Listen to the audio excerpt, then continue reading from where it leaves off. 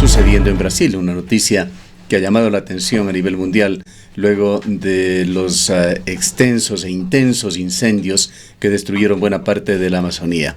El presidente de Brasil vuelve a la carga. Jair Bolsonaro revocó un decreto que prohibía la siembra de caña de azúcar en las áreas que todavía preservan su vegetación nativa, como la Amazonía y la hermosa zona del Pantanal, según un documento publicado el miércoles en el Diario Oficial de Brasil. El decreto había sido aprobado en el año 2009 en el marco del gobierno de Luiz Inácio Lula da Silva, con el fin de regular la expansión sin control del cultivo de caña de azúcar en lugares críticos como la Amazonía y el Pantanal. Escuchemos el reporte que emitió al respecto Radio Francia Internacional. Y en Brasil, el presidente Bolsonaro ha revocado un decreto que impedía que se plantara caña de azúcar en la Amazonía y en el humedal del Pantanal, dos ecosistemas fundamentales para la biodiversidad. El gobierno argumenta que el decreto estaba obsoleto, ya que desde su firma en 2009 se han aprobado varias leyes que dice protegen esas áreas. Por el contrario, las organizaciones ecologistas denuncian la medida. Es el caso de Ton Cuixart, activista de la organización ambientalista Ecologistas en Acción en España. El anuncio del gobierno ultraderechista de Jair Bolsonaro es un nuevo crimen contra las políticas ambientales y una muestra de que la política de agrocombustibles de la Unión Europea y del mundo han fracasado. Estamos viendo que las políticas de eliminar el decreto de 2009 que intentaba regular la expansión sin control de la caña de azúcar supondría un aumento a la deforestación en diferentes ecosistemas de Brasil, no solo en la Amazonía, sino también en el Pantanal, uno de los mayores humedales de América Latina y del mundo y del Cerrado, y llevará también a mayores crímenes contra las personas que intentan proteger los bosques. Por ello estamos llamando a la Unión Europea de cancelar las negociaciones del acuerdo comercial con el Mercosur, porque justamente este es uno de los incentivos que utiliza el gobierno de Bolsonaro, porque el acuerdo con Mercosur planteaba la importación libre de aranceles de más de 650.000 toneladas al año de etanol. Era el miembro de la organización ambientalista Ecologistas en Acción, Ton Cuixart, entrevistado por Carlos Pizarro. Mientras tanto, en otra parte de este continente, Rafael Correa visita México. Lo hizo para entrevistar a Alberto Fernández para el canal Russia Today.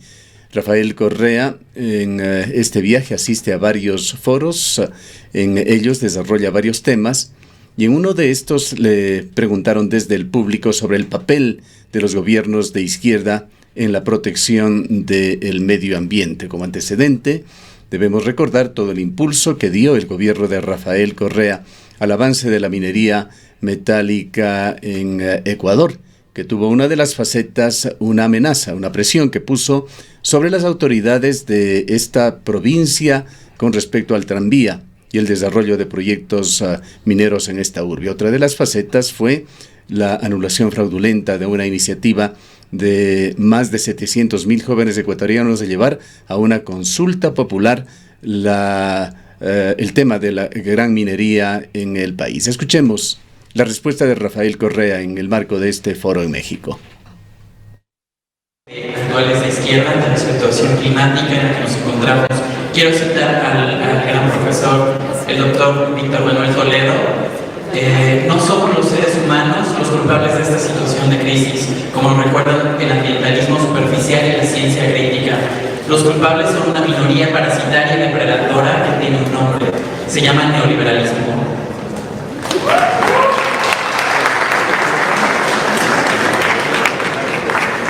Vamos a contestar una pregunta.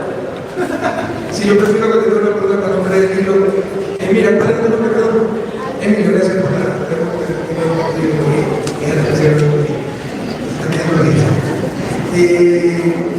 mira, la verdad es que tenemos responsabilidad común de emprender el nuevo planeta que tenemos. Sin embargo, son diferenciadas, eso es claro. Lo que más destruye no son los pobres, son los ricos con su alto nivel de consumo. En todo caso, la izquierda tiene mucho de ese nivel. ¿Cómo puede resumir? Creo que leí una entrevista, pero ¿cómo puede resumir el socialismo? Es una palabra mágica, justicia. pero justicia en todas las dimensiones, justicia social, justicia de género. Nuestra revolución debe tener otro lugar por ser la revolución. Justicia etaria. La revolución en su corazón debe tener a los jóvenes.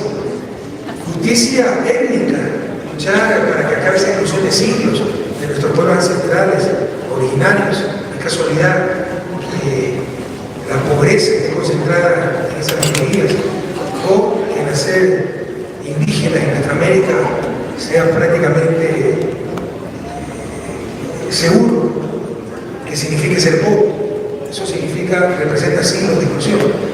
Y también significa a la izquierda justicia intergeneracional, que implica dejarle a las futuras generaciones un planeta para poder vivir, cuidar del único planeta que tenemos, conservar la naturaleza. Entonces la izquierda debe hablar de eso, y lo hemos hablado, y ha habido muy importantes iniciativas. Algunos cifran su esperanza, sobre todo el capitalismo, y el avance tecnológico. Probablemente nadie sabe qué va a pasar en el futuro. Hasta ahora la evidencia es que... Rafael Correa estuvo en este foro en México enfocando el tema del medio ambiente. Señaló que los gobiernos de izquierda, gobiernos progresistas, como los llamó, cuidan el medio ambiente y conservan la naturaleza. En la pregunta se insinuó que el neoliberalismo es el culpable de la depredación del planeta. En Cuenca se realiza el Foro Desarrollo en países andinos y hemos invitado en esta mañana a uno de los panelistas, el economista David Castells Quintana, quien es profesor de la Universidad Autónoma de Barcelona, tiene un PhD en Economía de Desarrollo. Bienvenido, economista Castells. Aparentemente el tema de la depredación de la naturaleza no tiene colores políticos. Están grandes villanos del planeta como el señor Trump en los Estados Unidos, Bolsonaro en Brasil, pero los gobiernos de izquierda, de centro izquierda, de centro derecha, igualmente creo que sin excepción mantienen una posición poco amigable con el medio ambiente. ¿Qué es lo que se trata en este foro localmente que empezó a desarrollarse el día de ayer y concluirá hoy? Bueno, buenos días, muchas gracias por la invitación. Estamos aquí en un foro organizado por la Facultad de Economía, dirigida por el decano, el profesor Rodrigo Mendieta, en la Universidad de Cuenca. Es un foro en el que, organizado también desde el Grupo de Investigación en Economía Regional, y desde esta perspectiva regional, donde se intenta estudiar un poco los diferentes problemas del desarrollo en los países andinos, pero a un nivel local, ¿no? Con la perspectiva del territorio. En lo que respecta a la situación de Ecuador, entiendo usted haber escuchado a varios de los panelistas. ¿Cuál es la sensación que tiene de lo que está sucediendo aquí en medio ambiente? Bueno, como bien decías al principio, en realidad las cuestiones medioambientales son globales hoy por hoy. Y las acciones que realiza, pues, por ejemplo, Bolsonaro en Brasil, como escuchábamos, o las políticas de Trump, en realidad son crímenes para la humanidad, en realidad. O sea, es un daño al cual nos afecta a todos. Y desde ese sentido, pues claro, tenemos que preocuparnos por bienes activos que nos pertenecen a todos, como la misma Amazonía. El error aquí es creer que la Amazonía pertenece al Brasil. Aunque esté en territorio brasileño, es un activo fundamental de la humanidad. Tú me preguntabas por Ecuador. Bueno, en Ecuador... no soy el gran experto en temas ecuatorianos, pero claro, sí es verdad que estas situaciones de tensión que se han vivido en las últimas semanas, ¿no? con las protestas y demás, se puede entender también desde una perspectiva medioambiental, en el sentido que nuestros países andinos son países muy dependientes todavía de los recursos naturales y de la agricultura. Y aquí hay todos unos debates, todas unas problemáticas que se acentúan con estas cuestiones del cambio climático y del deterioro medioambiental. Y es una forma de entender también los conflictos que se dan, por ejemplo, aquí en Ecuador o en otras regiones del mundo. Sí, justamente uno de los conflictos que vive en este momento Ecuador, y muy especialmente aquí la provincia de La Suay, Cuenca, es con la extracción minera. Incluso alguna vez le escuchamos al propio expresidente de la República, Rafael Correa, indicando que si estamos sentados en una mina de oro no podemos seguirnos muriendo de hambre, pero eso frente a la situación ambiental hay ahí una brecha importante que vale la pena ser analizada y vale la pena ser considerada. Si hablamos, por ejemplo, de los proyectos mineros aquí en el Azuay, tienen mucha relación con la dotación de agua, por ejemplo, para las poblaciones aledañas cercanas a donde estarían instalándose estos proyectos. Habría que añadir también en esto el hecho de que, justamente haciendo alusión a lo que sucedió en octubre, ha quedado clarísimo la altísima dependencia de Ecuador de los combustibles fósiles. Sí, bueno, a ver, esa es una disyuntiva a la que se enfrentan los países en desarrollo, no solo Ecuador, sino todos, y es básicamente qué hacer con esos recursos naturales que pueden significar una fuente de riqueza, pero como diría la expresión, puede ser pan para hoy y hambre para mañana, ¿no? Esa explotación minera puede venir en consecuencia de deterioro medioambiental o, como bien mencionabas, problemas con el agua. Uh-huh. Y bueno, no es fácil porque en un lado tienes los problemas de pobreza y la necesidad de desarrollo económico, y una salida fácil puede ser la explotación de recursos naturales, que es lo que hemos hecho en América Latina durante siglos. Y bueno, y por el otro lado, lo ideal, pero lo que es más difícil, es una diversificación económica. Uh-huh. Claro, desde la economía planteamos el desarrollo económico no solo como una explotación de recursos naturales, sino también diversificarte en otros sectores que puedan ser de mayor productividad y al mismo tiempo que tengan un menor impacto medioambiental. Es un reto para las sociedades y para los que deciden política pública, y bueno, y hay que saber cómo planificarlo. David Castelos, entendemos, es de origen colombiano, ¿correcto? Sí, yo trabajo hace 20 años en España, pero soy de Bogotá. ¿Cuál es la situación en Colombia? Seguramente usted sigue de cerca lo que sucede en su país. Entendemos que allí los debates sobre la minería y el agua han sido tan intensos como Ecuador, y en Colombia se intentó, no sé si se logró, regular desde el punto de vista legal, constitucional, y las leyes con respecto a una cota sobre el nivel del mar, por encima de la cual no podrían haber explotaciones mineras. En efecto, los debates, como bien mencionabas, que se llevan a cabo ahora mismo en Ecuador son similares a los que se han llevado a cabo en Colombia, y sí que ha habido muchísimos avances en legislación. Pero bueno, ya sabemos que el punto clave es luego cómo eso se lleva a la práctica, y todavía sigue habiendo violación de esas leyes que protegen los espacios naturales, y bueno, y tiene que haber una movilización continua de la sociedad civil para promover esa protección del medio ambiente y que se respeten esas leyes que se han desarrollado. Bueno, y justamente aquí en la última constitución, la constitución del año 2008, que se la calificó de progresista, fue la primera vez en la historia que se le otorgaron derechos a la naturaleza, y bueno, pero vemos que eso frente a lo que está aconteciendo no se cumple. O sea, ¿cuáles son los límites entre las leyes y la práctica real en la necesidad, además de obtener y conseguir recursos para cubrir, por ejemplo, en el caso de Ecuador, la brecha de la que se habla? Claro, en economía hablamos de los incentivos, entonces la legislación está muy bien, y Colombia, Costa Rica también ha hecho muchos avances en legislación, y de hecho han llevado a la práctica más que nosotros esa legislación, aquí en Ecuador, como bien mencionas, pero luego los incentivos siguen siendo los contrarios, siguen siendo a ganar dinero fácil con la explotación de recursos naturales. ¿Qué sentido tiene diseñar las mejores leyes si luego no tienes oportunidades, lo que decíamos, de diversificación en otros sectores? Entonces, bueno, hay que desarrollar esas leyes, pero al mismo tiempo poner en juego unos incentivos que realmente hagan que los empresarios, la ciudadanía, todos los sectores, digamos, económicos de la sociedad se interesen por unos métodos de producción que sean más limpios, si quieres, o que tengan un mayor respeto por el medio ambiente. ¿Qué efectos pueden tener en el desarrollo local en países como el nuestro, como Colombia, la presencia, las acciones, las políticas que llevan adelante estos personajes con influencia mundial, sobre todo Donald Trump? Podemos ponerlo también, sobre todo en el ámbito latinoamericano, a Jair Bolsonaro, personajes que tienen algo en común, niegan, por ejemplo, las teorías científicas sobre el calentamiento global. Bueno, esto es lo que yo llamo la revolución de la desinformación, ¿no? De la que ya estamos al tanto, ¿no? Y es gravísimo, ¿no? Obviamente intentar negar la ciencia pues sería retroceder en la historia. El cambio climático es una realidad que tiene efectos directos ya en nuestras sociedades y que va a tener efectos cada vez más importantes. Y intentar ocultarlo, pues como decíamos al principio, es un crimen contra la humanidad. A mí me preocupa esta alianza, digamos, perversa entre este negacionismo de la ciencia y este regreso a los populismos y a los nacionalismos. Entonces, para nuestro entorno latinoamericano, el auge, digamos, o la aparición de Bolsonaro y de todos estos movimientos nacionales, lo que me preocupa es que lo que destruye es esa integración regional, incluso global, que es precisamente la que necesitamos para hacer frente a desafíos globales.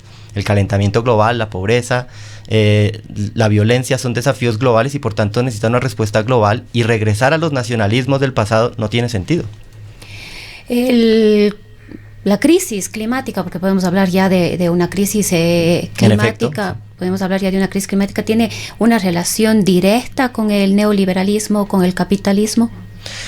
Sí, pero tampoco yo sería partidario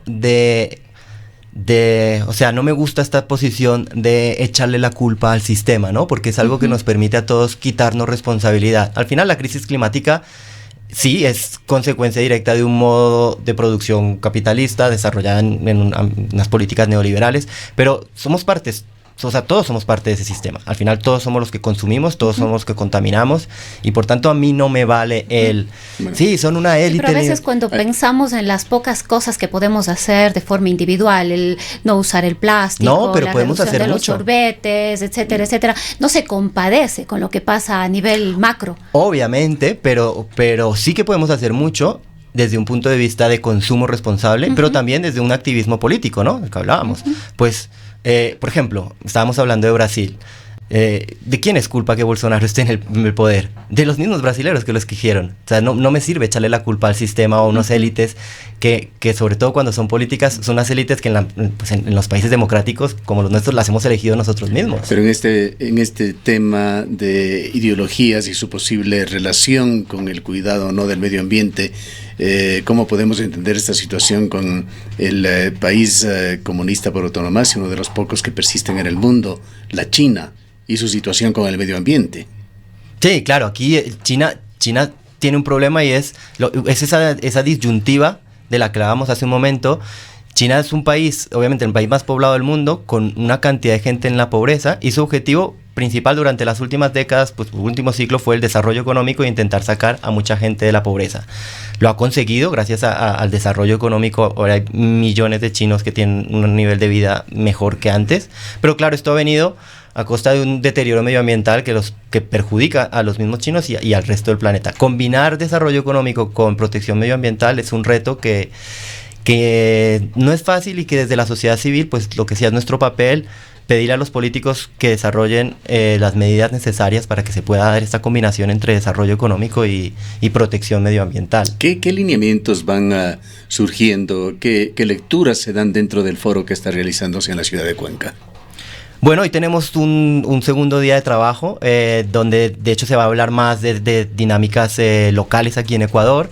Ayer estuvimos hablando bastante de cambio climático, estuvimos hablando de innovación en los diferentes cantones de Ecuador. Bueno, y lecturas, desafíos de las diferentes regiones y la necesidad de entender el desarrollo, como decía, desde un punto de vista local, pero al mismo tiempo la integración de los diferentes territorios, ¿no? A veces pensamos el desarrollo como algo muy a nivel nacional, o a veces como una ciudad aislada en el espacio, ¿no? Y hay que entender que hay unas dinámicas, por ejemplo, de migraciones rural-urbano, por ejemplo, en los países en desarrollo, los que hablábamos ayer. También hay empresas que se mueven, obviamente, con estas migraciones.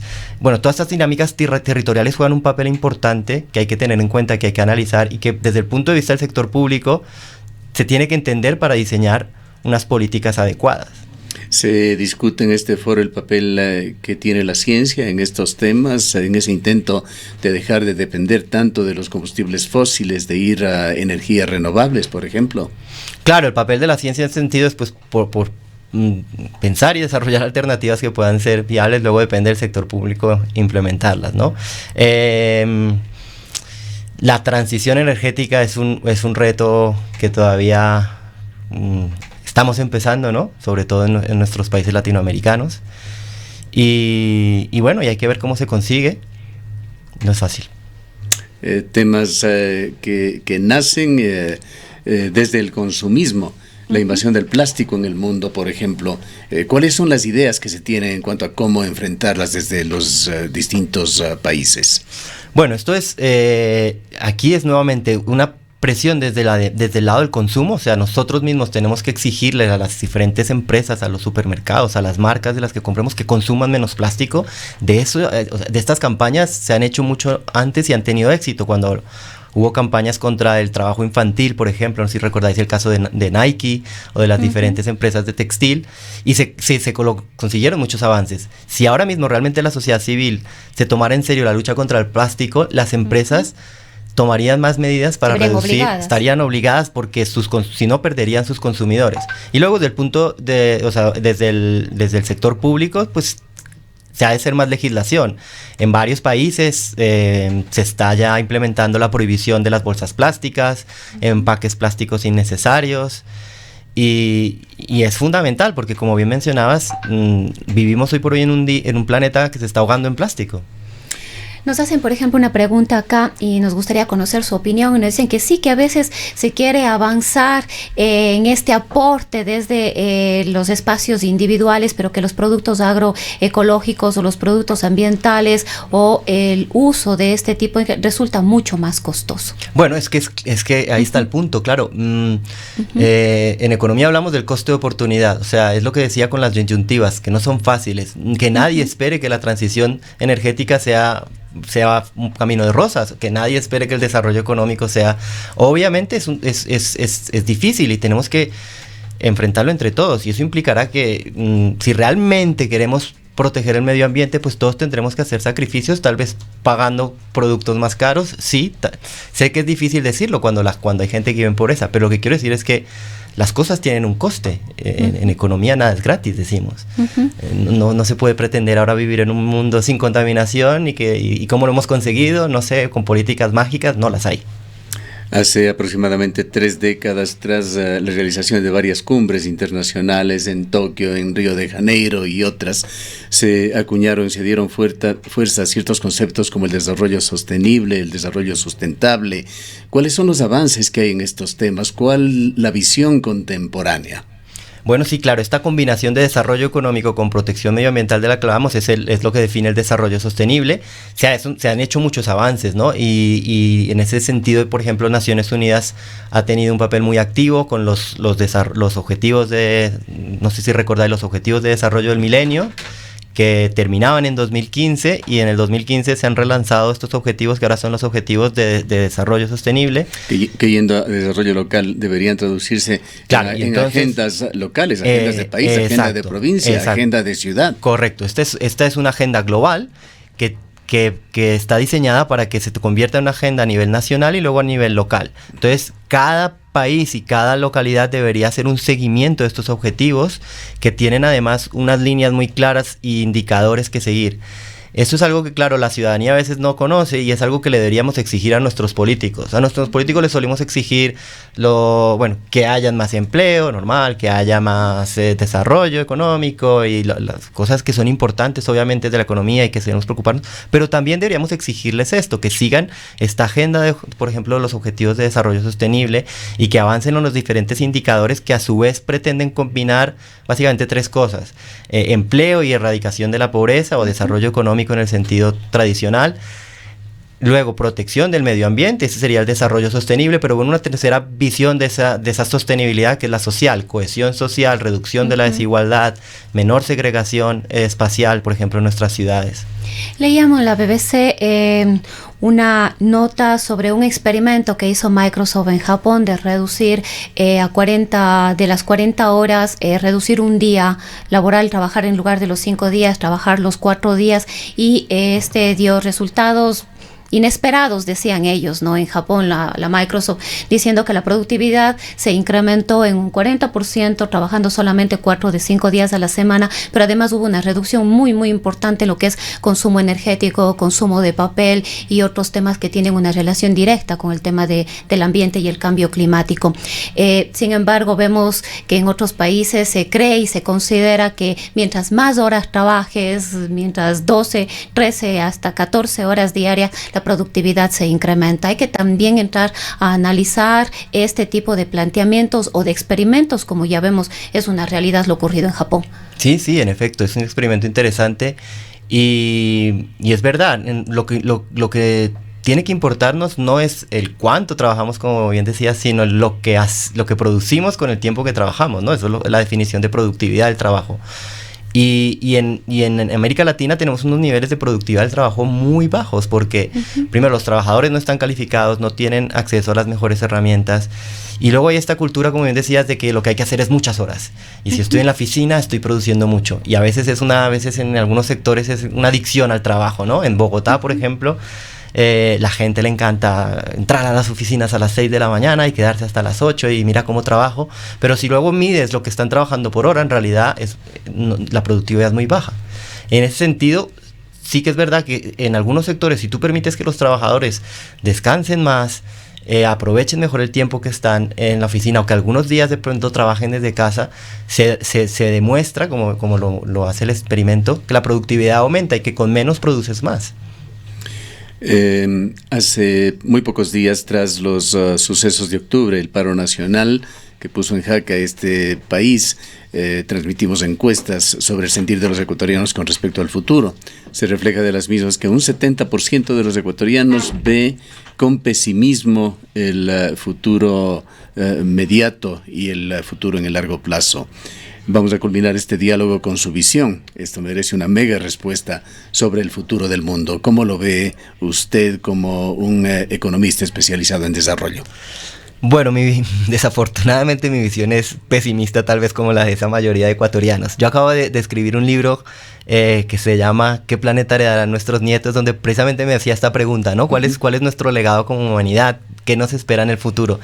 Y visto lo visto, como se dice, pues nos enfrentamos a desafíos importantes que vivimos ya, pero que se van a empeorar, ¿no? La crisis climática de la que hablábamos, una crisis humana en la que todavía mucha gente vive en pobreza, con una desigualdad que no para de aumentar, y luego una crisis política, ¿no? De la que hablábamos con estos regresos de los populismos, de los nacionalismos, de la extrema derecha. Entonces, si no tomamos medidas urgentes y sobre todo desde el sector político, nos enfrentamos a situaciones complicadas, tanto a nivel local, por ejemplo, en Ecuador, en nuestros países latinoamericanos, pero también a nivel global.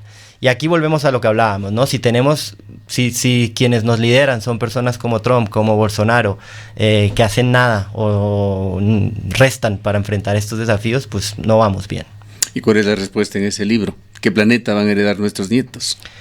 Pues en el libro planteo en estas dimensiones, diferentes cuestiones, y pues desafortunadamente todo pinta que heredarán un planeta bastante devastado sobre todo en cuanto a recursos naturales, biodiversidad, un planeta más violento, con mayores desigualdades. Una cosa que me preocupa a mí mucho es la pérdida de biodiversidad, ¿no? Cuando hablábamos, por ejemplo, de la quema, los incendios en el Amazonas. No sé si los espectadores son conscientes de que vivimos lo que llamamos la sexta extinción masiva en la historia del planeta. Nuestra acción como humanidad es tan fuerte en los ecosistemas que estamos extinguiendo especies a una tasa que el planeta nunca había experimentado.